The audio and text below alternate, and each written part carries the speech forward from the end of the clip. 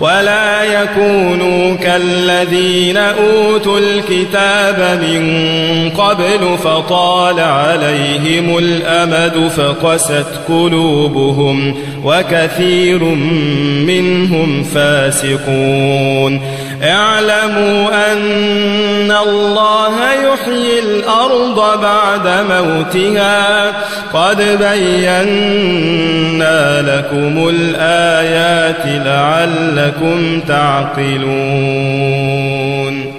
إن المصدقين والمصدقات وأقرضوا الله قرضا حسنا يضاعف لهم ولهم أجر كريم.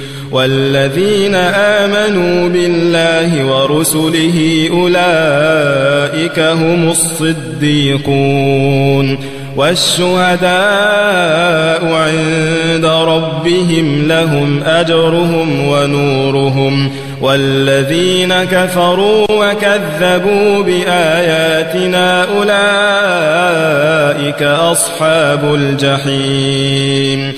اعلموا أنما الحياة الدنيا لعب ولهو وزينة وتفاخر بينكم وتكاثر في الأموال والأولاد كمثل غيث أعجب الكفار نباته ثم يهيج فتراه مصفرا ثم يكون حطاما وفي الآخرة عذاب شديد ومغفرة من الله ورضوان وما الحياة الدنيا إلا متاع الغرور.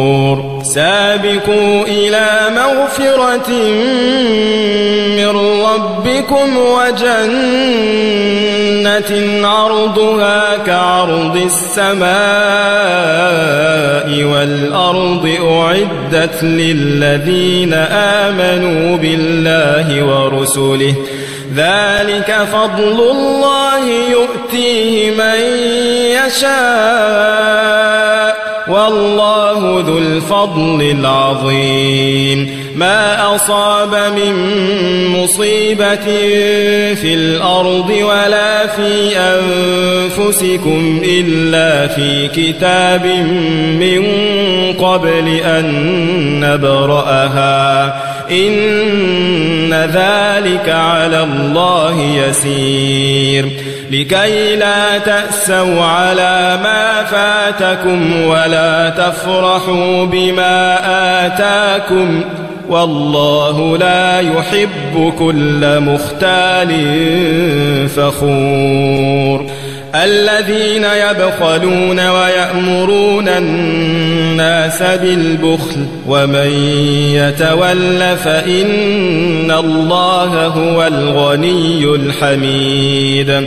لقد أرسلنا رسلنا بالبينات وأنزلنا معهم الكتاب والميزان ليقوم الناس بالقسط وأنزلنا الحديد فيه بأس شديد ومنافع للناس وليعلم الله من ينصره ورسله بالغيب إن الله قوي عزيز.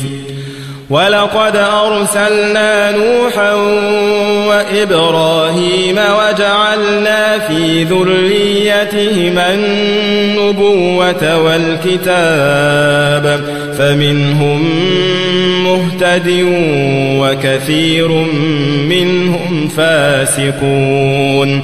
ثم قفينا على آثارهم برسلنا وقفينا بعيسى ابن مريم وآتيناه الإنجيل وآتيناه الإنجيل وجعلنا في قلوب الذين اتبعوه رأفة ورحمة ورهبانية ابتدعوها ما كتبناها عليهم إلا ابتغاء رضوان الله فما رعوها حق رعايتها فآتينا الذين آمنوا منهم أجرهم وكثير منهم فاسقون يا أيها الذين آمنوا اتقوا الله وآمنوا برسوله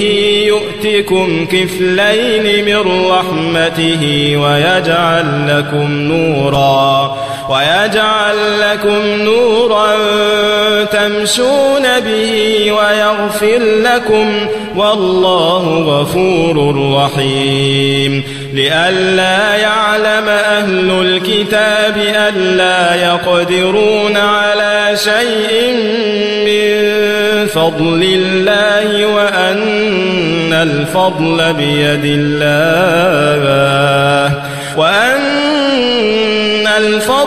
بيد الله يؤتيه من يشاء